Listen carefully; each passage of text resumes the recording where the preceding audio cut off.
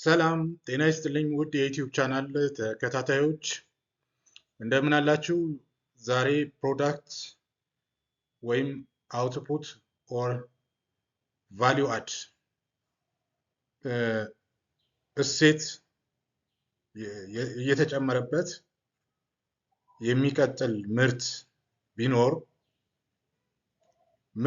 ማለት ነው እንዴት አድርገን ጂዲፒን እናሰራለን የሚለውን ትምህርት ለመማማር ይዤላችሁ ቀርቤያለሁ።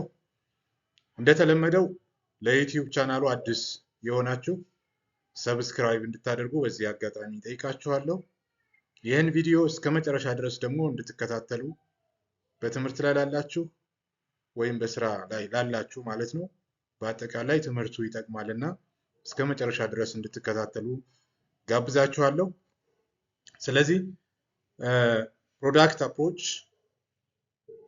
ወይም አውትፑት አፕሮች ወይም ቫልዩ አድ አፕሮች ስንል ምን ማለታችን ነው? In output approach, GDP can be measured either using final values output or value added in each stage of product. ምን ለማለት ነው?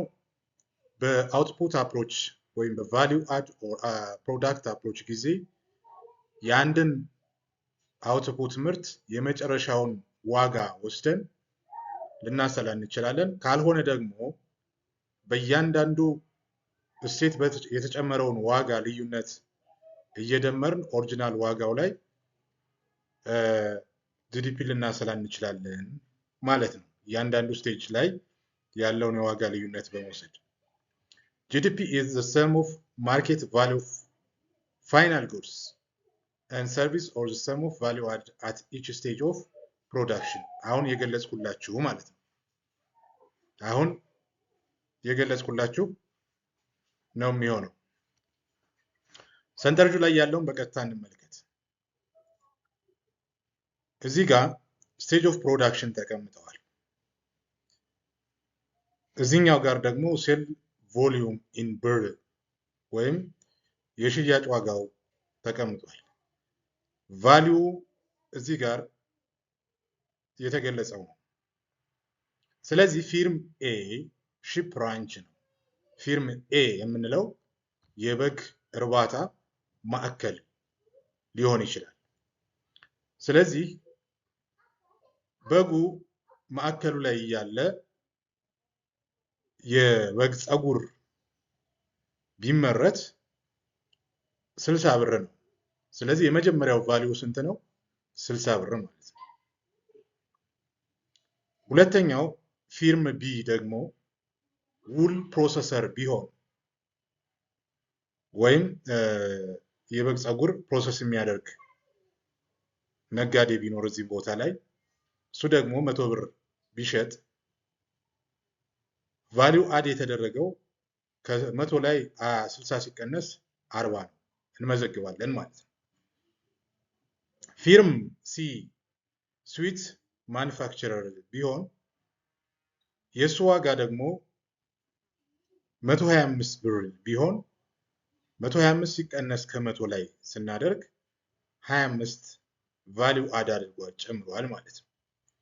ፊርም ዲ ክሎዚንግ ሆልሴለር ምርት የተመረተ ልብስ ጅምላ ሻጭ ቢሆን 175 ብር አስቀምጧል። ስለዚህ ቫልዩ አድ ያደረገው ከ175 ላይ 25 ስንቀንስ 50 ነው። ፊርም ኢ ክሎዚንግ ሪቴይለር ፋይናል ቫልዩስ ኦፍ ሺፕ ራንች ቢሆን የቸርቻሪ ነጋዴው መጨረሻ ላይ ማለት ነው 250 ብር ቢሸጥ ከ250 ሲቀነስ 175 75 ብር ይገኛል። ቶታል ሴልስ ቮሊዩም እዚህ ጋር ጠቅላላ ብንደምራቸው ስንት ይሆናል? 710 ይሆናል። ቫልዩ አድ እያንዳንዱን ብንደምር ደግሞ 250 ይሆናል። ስለዚህ እዚህ ጋር የሚያሳየን ደብል ካውንቲንግ አለ። እዚህ ጋር ግን ቫልዩ አድ የተደረገው ማለት ነው። ስለዚህ ፕሮዳክት አፕሮችን ወይም አውትፑት ኦር ቫሊዩ አድን ስንጠቀም ይሄኛውን ሳይሆን የምንወስደው 250 የሚለውን ብቻ ነው የምንወስደው ለጂዲፒ ካልኩሌሽን ማለት ነው። ምንን ስንጠቀም? ቫሊዩ አድን ስንጠቀም ማለት ነው። Then the value add approach measures economic activity by adding the market values of goods and services produced. ስለዚህ የማርኬት ቫሊዩ የገበያ ላይ የተጨመረው እሴት በመደመር ሊሆን ይችላል ማለት ነው እንትን የምንለው። It excludes the values of any good and service up in intermediate stages of production. እንዳየነው በየኢንተርሚዲየት ፕሮዳክት ላይ የተጨመረውን ዋጋ አይደለም የምንወስደው ማለት ነው። The approach makes use of concepts of value added. ስለዚህ ምን እሴት የተጨመረውን ዋጋ ልዩነት ወስደን ነው የምንደምረው። The value add for any producer is the difference between the value of output and the value of input is purchased from the other producers ይሆናል ማለት ነው። Value added is computed by taking the difference between the value of gross output of all goods and services produced in a given period and the value of all intermediate goods, the production process at each stage ነው የሚለው። ቅድም ሰንጠረዡ ላይ የሰራነውን ማለት ነው ይሄ። ለምሳሌ ደግሞ እዚህ ጋር እንመልከት። Consider the production process of making bread as a given here under stage of production እዚህ ተቀምጧል። ሴል ሪሴፕት ቫሊዩ አድ ተቀምጧል። ለምሳሌ አርሶ አደር ያመረተውን ምርት በ150 ብር ለማን ሊሸጥ ይችላል? ለነጋዴ ሊሸጠው ይችላል ማለት ነው። በመቀጠል የዱቄት ፋብሪካው ደግሞ ስንዴውን በኩንታል 200 ብር ሊገዛ ይችላል ማለት ነው። ቤክድ ዳፍ ደግሞ የዳቦ ጋጋሪ ድርጅቱ 260 ብር ሊገዛ ይችላል። ዳቦ በስንት ሊሸጥ ይችላል? በ330 ብር ሊሸጥ ይችላል።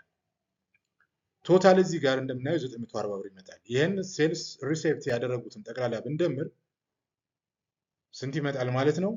940 ብር ይመጣል። ቫሊዩ አድ ስናይ ደግሞ 250 እዚህ አለ። የመጀመሪያው እንዳለ 150 ይመጣል።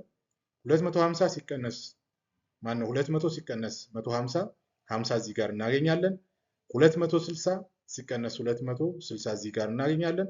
330 ሲቀነስ 260 እዚህ ጋር እና 7 እናገኛለን። ቫሊዩ አድ ያደረግነውን ጠቅላላ ስንደምረው 330 ይመጣል። ይሄ ማለት የዳቦ የብሬድ ዋጋ ጋር ምንድነው? እኩል ነው። ስለዚህ የመጨረሻውን የዳቦ ዋጋ መውሰድ ወይም ደግሞ ቫሊዩ አድ የተደረገውን ፕራይስ ልዩነት ደምሮ የተገኘውን ለቫሊዩ አድ አውትፑት አፕሮች ጂዲፒ ካልኩሌሽን መጠቀም እንችላለን ማለት ነው።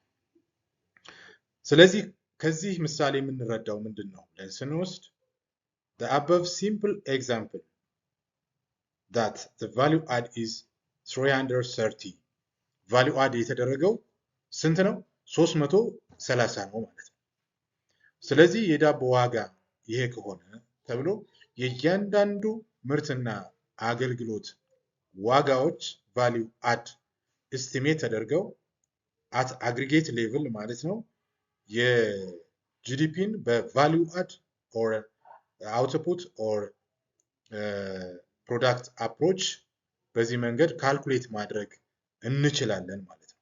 ስለዚህ ለምሳሌ ይሄ ይቀመጥ እንጂ ስራው በራሱ በጣም ብዛት ያላቸው ዳታዎች አንድ ላይ ሆነው ተደምረው ተቀንሰው እንደሆነ መረዳት ይኖርብናል ማለት ነው።